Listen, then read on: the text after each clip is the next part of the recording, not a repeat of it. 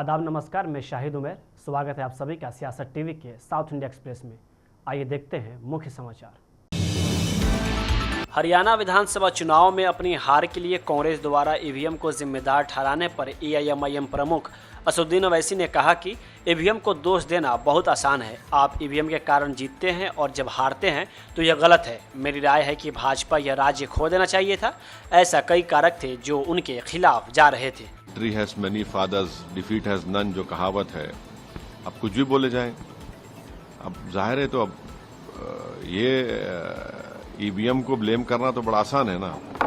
तो वही ईवीएम से आप जीत जाते हैं और फिर अगर आप हार जाते हैं तो ये गलत बात है। अब बोलते हैं, मगर ये मेरा ओपिनियन ये है कि ये स्टेट बीजेपी को हारना चाहिए था। बहुत से फैक्टर्स थे जो उनके खिलाफ जा रहे थे। तो अगर आप यहाँ पर भी अगर नहीं हरा पाएंगे बीजेपी को तो ये बड़ी तकलीफ दे। तेलंगाना के परिवहन और पिछड़ा वर्ग कल्याण मंत्री पोन्नम प्रभाकर ने आज भारत राष्ट्र समिति यानी बीआरएस को पिछले 10 वर्षों के दौरान अपनी सरकार के प्रदर्शन पर बहस की चुनौती दी।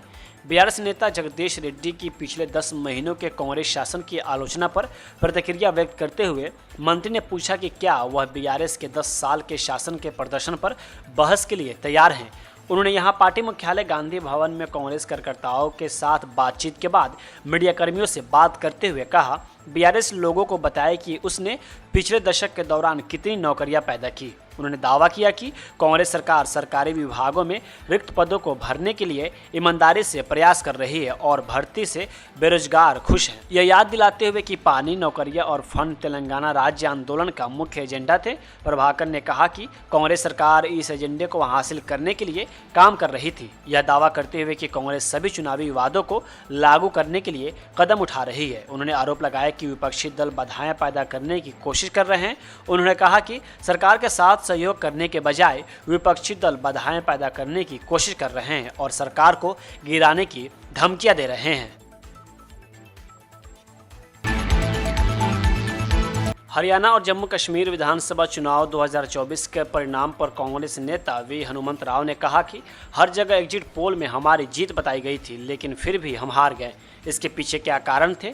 मल्लिकार्जुन खड़गे और केसी वेणुगोपाल इसमें सर्वे करेंगे। राहुल गांधी, प्रियंका गांधी सभी लोग हरियाणा गए। वहां का माहौल तो हमारे पक्ष में था। हम इसके बारे में विचार करेंगे ताकि आने वाले दिनों में हम उसे सुधार पाएं। हम समझे थे एग्जिट पोल हर जगह हमको बताए थे, वो क्या हुआ, कई को हारना हुआ। इसके ऊपर बराबर हाईकमान मल्लिकार्जुन खड़गे, वेणुगोपाल इसमें सर्वे करेंगे। रीजन क्या है? राहुल गांधी भी रहे, प्रियंका गांधी भी रहे, सभी लोग गए। वहां का हवा भी, मैं भी गया 2 रोज के वास्ते। हवा तो अच्छा ही था।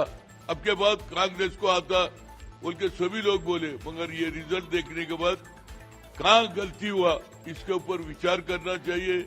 इसके ऊपर बैठना, क्या क्या गलतियां करे, कई को अवाम अपने को वोट नहीं डाले, इसके ऊपर चर्चा करना ताकि आने वाले दिनों में, क्यों मतलब भूपेंद्र सिंह हुड्डा मजबूत लीडर था, 2 मरतबा सीएम था, उसके नेतृत्व में आगे बढ़ेंगे बोल के समझे थे। मगर रिजल्ट वही जम्मू कश्मीर में राहुल गांधी और प्रियंका गांधी भी गए और कन्याकुमारी से कश्मीर जाने के बाद वहां पर भी जम्मू कश्मीर के लोग भी इस देश का हिस्सा बोले।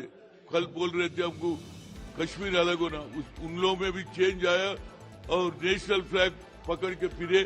उसी वजह से वहाँ फारूक अब्दुल्ला की पार्टी एनसीपी और अलियंस से जीते। मैं उनको मुबारकबाद देता हूँ। यहाँ पर भी हरियाणा में चर्चा चलना, आने वाले दिनों में गलतियों को सुधार के फिर सरकार बनाने की हमारे भूपेंद्र सिंह को कोशिश करना चाहिए। हार जीत तो रहता, पर जीतते बोल के पूरा अपना मीडिया में भी, सर्वे में भी आया कि कांग्रेस जीत रही, तो ये थोड़ा हमको थोड़ा तकलीफ हुआ। मगर ये तकलीफ का काम नहीं है। क्यों हारे, कई को हारे, कहाँ गलती करे, इसके ऊपर चर्चा चलना चाहिए। ये मैं बोलने का मतलब।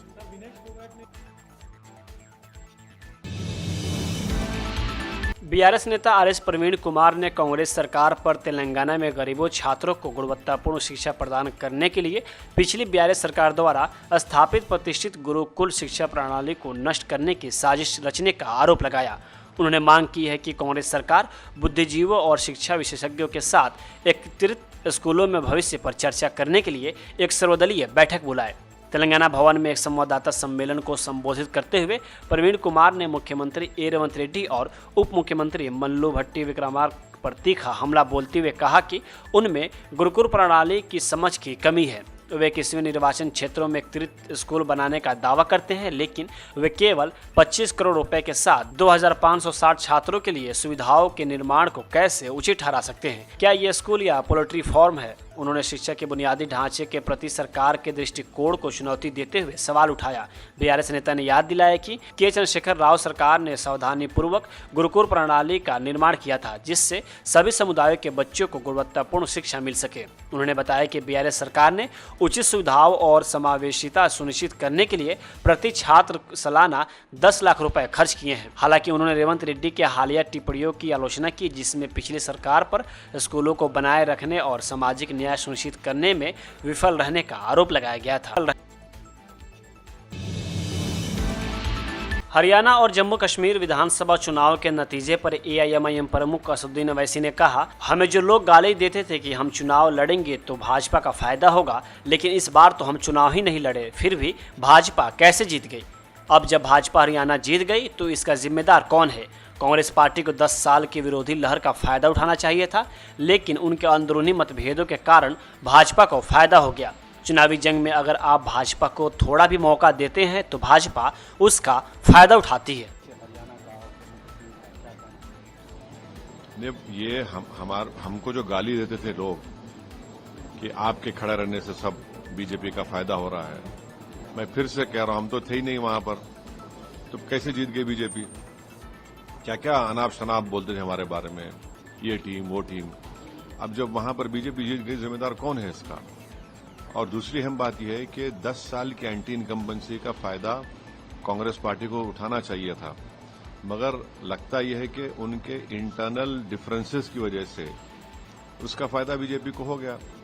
और तीसरी बात यह है कि बीजेपी को अगर आप जरा सा भी मौका देंगे इलेक्टोरल बैटल में तो बीजेपी उसका फायदा उठा लेती है। और आखिरी बात यह है कि 2024 के चुनाव के बाद भी और पार्लियामेंट में मैंने कहा था कि जो लोग इसको कह रहे हैं कि ये बड़ी नफरत पे कामयाबी हो गई, मैं उस वक्त भी कहा था कि वो बात नहीं है। तो बीजेपी की ये कामयाबी को अब जो हो रही है अभी, इसके जिम्मेदार कौन है? ये है असल कांग्रेस पार्टी से नहीं, निशाना नहीं है भाई। मेन अपोजिशन तो आप ही है वहां पर, मेन अपोजिशन तो ओवैसी थोड़ी है, मेन अपोजिशन आप ही है। और 10 साल के एंटी इनकम्बेंसी के बाद 10 साल और फिर आपके हालिया पार्लियामेंट के चुनाव के नतीजे के बाद एक गोल्डन अपॉर्चुनिटी थी इनके पास कि बीजेपी को हरा देते वहां से, मगर वो नहीं कर पाए। इनका अपने इंटरनल डिफरेंसेस की बुनियाद पर, अपने एरोगेंस की बुनियाद पर, तो बड़ा इसको आप बीजेपी की जीत नहीं बल्कि कांग्रेस की नाकामयाबी बता रहे हैं। मेरा मानना यह है कि देखिए, मध्य प्रदेश में भी जीतना चाहिए था, छत्तीसगढ़ में भी जीतना चाहिए था, यहां पर भी जीतना चाहिए था। तो ये तीसरा ऐसा प्रदेश है जहां पर बीजेपी को हारना चाहिए था। असेंबली इलेक्शन बीजेपी जीत गई, तो ये खुद एक बहुत बड़ा पैगाम देता है कि किस तरीके से क्या हो रहा है। तो जहां तक मेरा ताल्लुक है, हमारी पार्टी हम तो डिसाइड के नहीं लड़ेंगे, पर इतने बड़े लोग इस पार्टी के मुझसे भिजाए लोगों के आप चुनाव लड़िए, बोला नहीं लड़ेंगे हम चुनाव लड़ेंगे, अपनी तरीके से लड़ेंगे। तो ये तो ठीक नहीं हुआ, बिल्कुल ठीक नहीं हुआ। और 10 साल की एंटी इनकम्बेंसी और इनएफिशिएंसी इतनी ज्यादा थी वहां पर, तब भी फायदा नहीं उठा सकी कांग्रेस पार्टी। तेलंगाना में डेंगू के मामले के फिर से बढ़ने के बीच हैदराबाद में 2721 नए मामले दर्ज किए गए हैं, जो सभी जिलों में सबसे अधिक है। जनवरी 2024 से राज्य में डेंगू के 9,254 मामले दर्ज किए गए हैं। तेलंगाना में भी चिकनगुनिया और मलेरिया के मामले देखे जा रहे हैं। भद्राद्री कोटागुडेम जिले में इन बीमारियों में उल्लेखनीय वृद्धि देखी जा रही है। राज्य के स्वास्थ्य एवं चिकित्सा विभाग ने खुलासा किया है कि इस साल अब तक चिकनगुनिया के 779 मामले सामने आ चुके हैं। डॉक्टरों का कहना है कि हाल ही में हुई भारी बारिश, जल भराव और उसके बाद तापमान में वृद्धि वेक्टर जनित बीमारियों में वृद्धि में योगदान देने वाले प्रमुख कारक हैं। ये स्थितियां मच्छरों के लिए आदर्श प्रजनन स्थल प्रदान करती है, जिससे संक्रमण में वृद्धि होती है।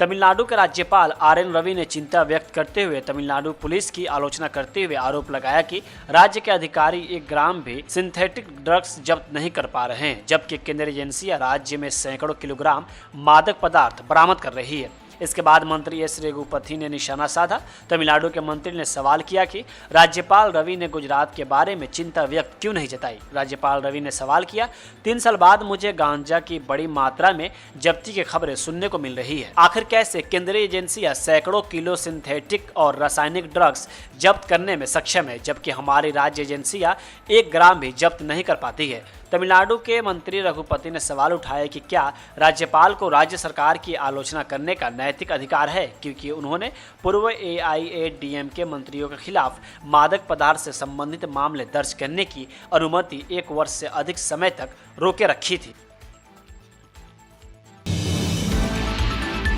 साउथ इंडिया एक्सप्रेस यही होता है समाप्त। मुझे दे अब इजाज़त। बाकी खबरों के लिए बने रहें सियासत टीवी के साथ।